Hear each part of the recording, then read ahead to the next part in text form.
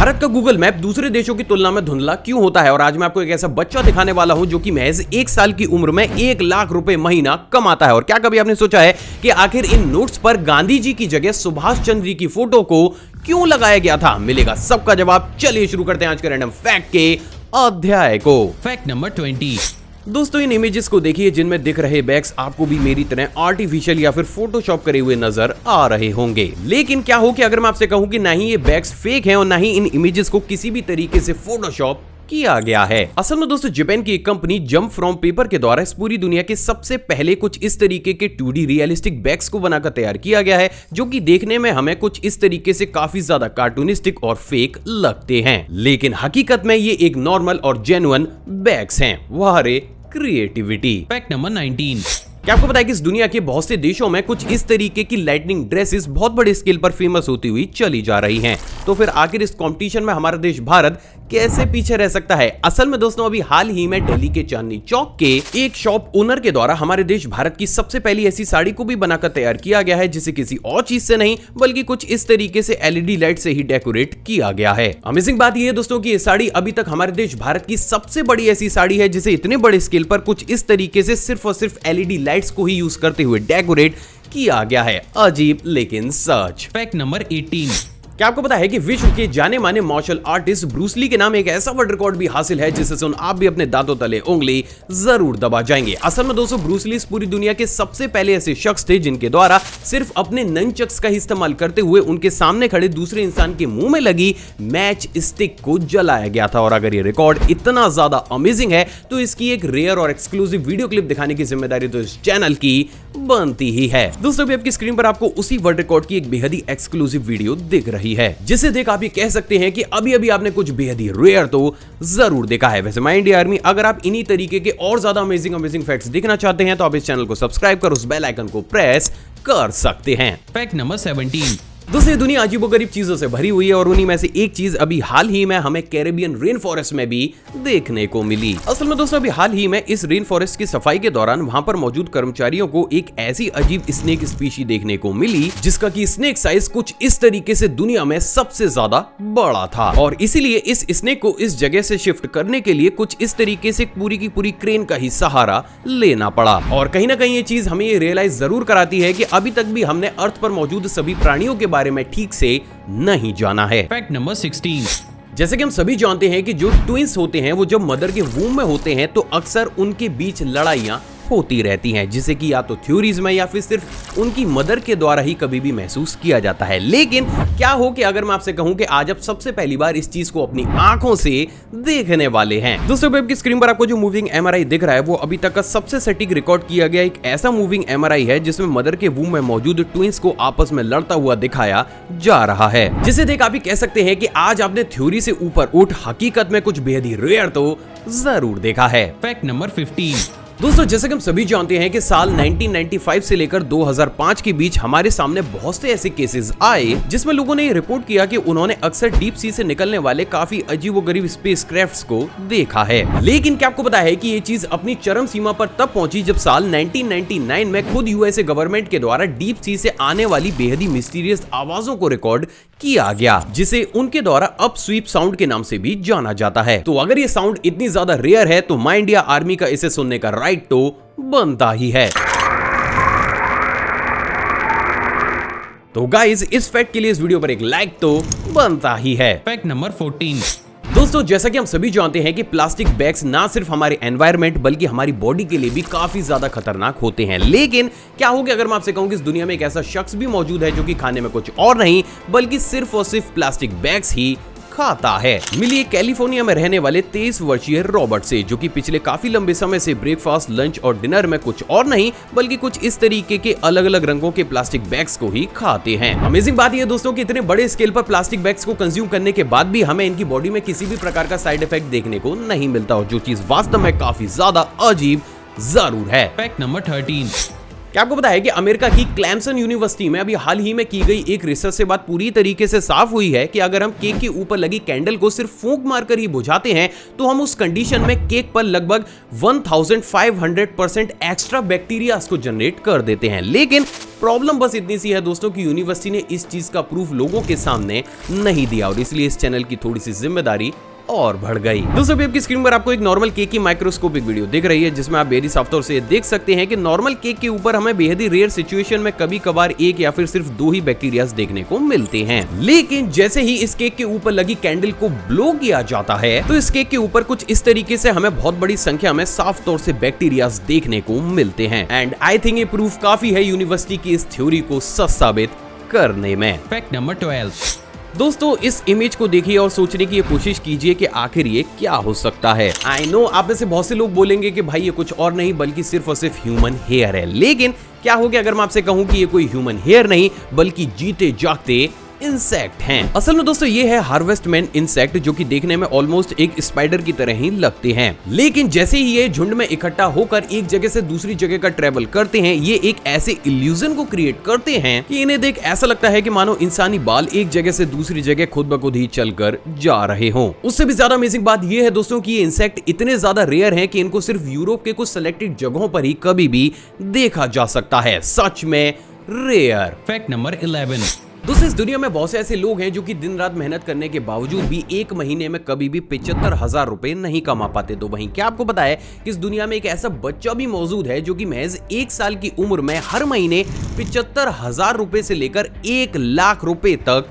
कमाता है। लेकिन आखिर 1 साल का बच्चा ऐसा कैसे कर सकता है? मिलिए बेबी ब्रिक्स से, जो कि अभी तक की इस पूरी दुनिया के सबसे छोटे ऐसे डिजिटल इन्फ्लुएंसर हैं जो कि अपनी फैमिली के साथ इस दुनिया की बहुत सी सिटीज में घूमकर उनकी वीडियोस को अपने ऑफिशियल इंस्टाग्राम हैंडल पर अपलोड कर चुके हैं। अमेजिंग बात यह है दोस्तों कि अब दुनिया भर की बड़ी बड़ी कंपनीज उल्टा इस बेबी की फैमिली को पैसा देकर इस बेबी की वीडियो को अपने रेस्टोरेंट या फिर होटल्स में शूट करवाती हैं। और यही वो कारण है जिसके चलते हुए इतनी छोटी उम्र में ये बच्चा हर महीने 75,000 रुपए से लेकर 1 लाख रुपए तक कमाता है। मतलब अलग ही लेवल का बिजनेस चल रहा है यहाँ तो। Fact number 10।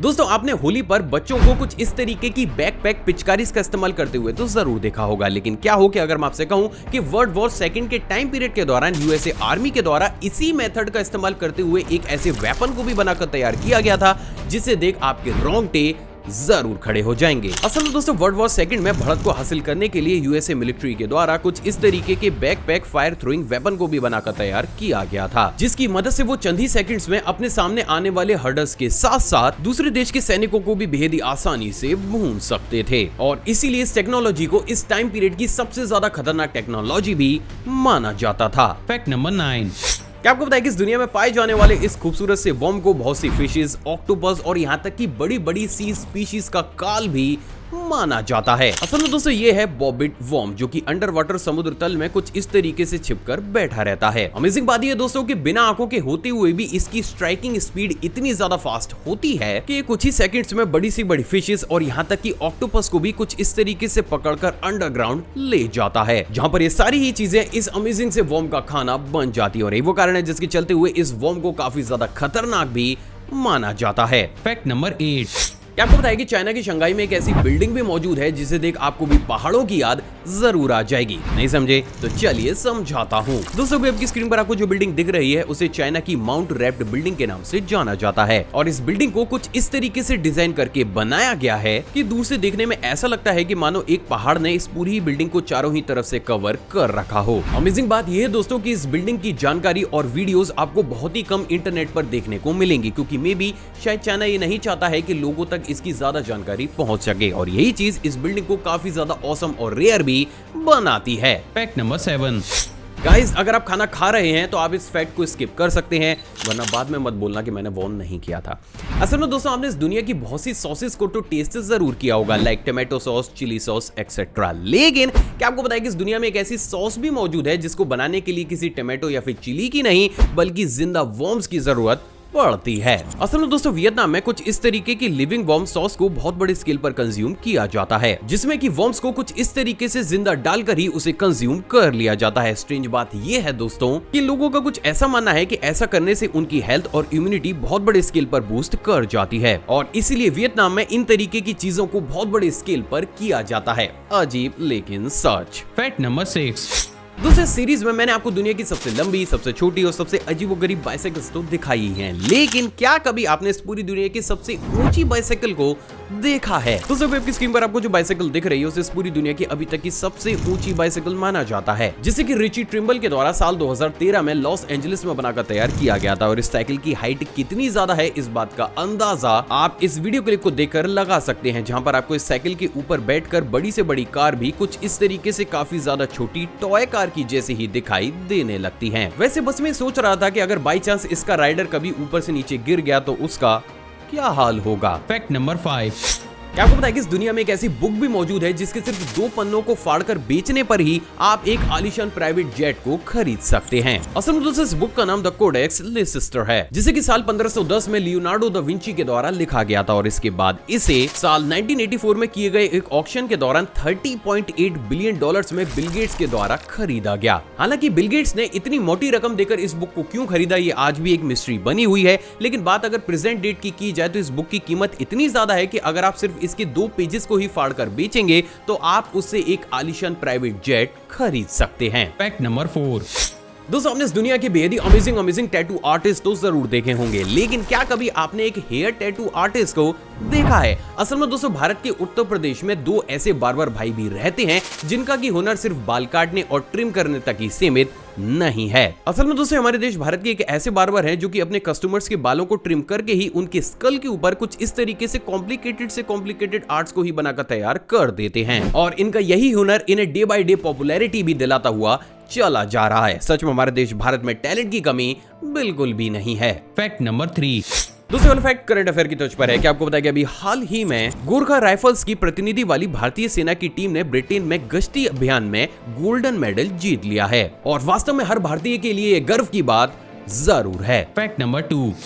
क्या आपको पता है कि इस दुनिया में कुछ ऐसे करेंसी नोट्स भी मौजूद हैं जिनके ऊपर महात्मा गांधी जी की फोटो को ना लगाते हुए हमारे दूसरे freedom fighter mister Subhash Chandra ji की इमेजेस को लगाया गया था, लेकिन आखिर ऐसा क्यों? असल में दोस्तों आपको ये जानकर हैरानी होगी कि इन नोट्स को ना ही आरबीआई के द्वारा पब्लिश किया गया था और ना ही हमारी इंडियन गवर्नमेंट के द्वारा। असल में दोस्तों इन नोट्स को खुद सुभाष चंद्र बोस की एक प्राइवेट बैंक जिसको कि आजाद हिंद बैंक के नाम से जाना जाता था उसके द्वारा पब्लिश किया गया था। अमेजिंग बात यह दोस्तों कि इस बैंक को 1-2 नहीं बल्कि 10 अलग अलग देशों की पूर्ण रूप से मान्यता भी प्रदान थी, बट अनफॉर्चुनेटली उन 10 देशों में हमारा देश भारत शामिल नहीं था। और यही वो सबसे बड़ा कारण है जिसके चलते हुए इस पूरी दुनिया में हमें बहुत से ऐसे करेंसी नोट्स देखने को मिलते हैं जिन पर महात्मा गांधी जी की इमेज ना होकर सुभाष चंद्र जी की इमेज को लगाया गया था। कॉम्प्लिकेटेड लेकिन सच। Fact number 1। भारत का गूगल मैप दूसरे देशों की तुलना में धुंधला क्यों है? असल में दोस्तों अगर आपने भी गूगल मैप्स या फिर इन्हीं तरीके की एप्स का इस्तेमाल किया होगा तो आपने भी इस चीज को नोटिस तो जरूर किया होगा कि भारत की किसी भी सिटी का गूगल मैप दूसरी कंट्री की किसी भी सिटी की तुलना में काफी ज्यादा धुंधला यानी कि ब्लर होता है। लेकिन आखिर ऐसा क्यों? असल में दोस्तों इसके पीछे 2 सबसे बड़े कारण होते हैं। बात अगर पहले कारण की जाए तो वो है इंडियन लॉ। असल में दोस्तों हमारी इंडियन गवर्नमेंट सभी ऐसी कंपनीज जो कि सैटेलाइट के थ्रू हमारी किसी भी सिटी की इमेजेस को क्लिक करती हैं उन्हें क्वालिटी पर्पस से रेस्ट्रिक्ट करती है, यानी कि वो कंपनी कितनी भी हाईटेक क्यों ना हो वो कभी भी भारत की किसी भी सिटी की सैटेलाइट इमेजेस को हाई रेजोल्यूशन में कैप्चर नहीं कर सकती। ऐसा सिर्फ इसलिए किया जाता है दोस्तों ताकि हमारे देश भारत की कुछ इंपॉर्टेंट लोकेशंस और उनकी प्राइवेसी को बरकरार रखा जा सके। हालांकि इस लॉ के चलते हुए बहुत सी ऐसी कंपनीज जो कि अपनी सर्विसेज को इन्हीं मैप्स के थ्रू प्रोवाइड कराती हैं उन्हें भारत के अंदर काफी दिक्कतों का सामना करना पड़ता है, क्योंकि भारत का गूगल मैप दूसरे कंट्रीज जैसे कि यूएसए या यूएई या फिर अन्य देशों की तुलना में ज्यादा सटीक काम नहीं करता। तो वहीं दोस्तों बात अगर दूसरी कंट्रीज की जाए तो वो टाइम टू टाइम रिक्वायरमेंट के हिसाब से अपने लॉ में चेंजेस करते हुए लगभग हर 2 से 3 साल के बाद मैप्स की इमेज की क्वालिटी से जुड़ी रेस्ट्रिक्शंस को कम कर देते हैं। और यही वो कारण है जिसके चलते हुए हमें विदेशों की सैटेलाइट इमेजेस इंडिया की तुलना में काफी ज्यादा साफ नजर आते हैं। अब दोस्तों बात अगर दूसरे कारण की जाए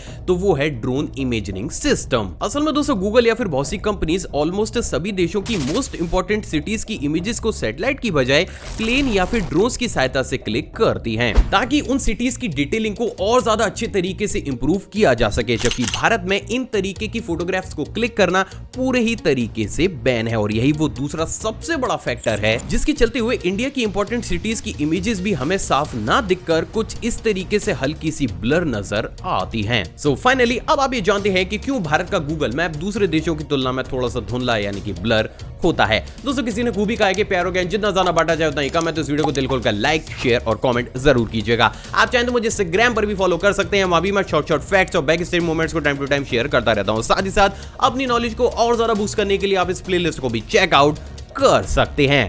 जय हिंद।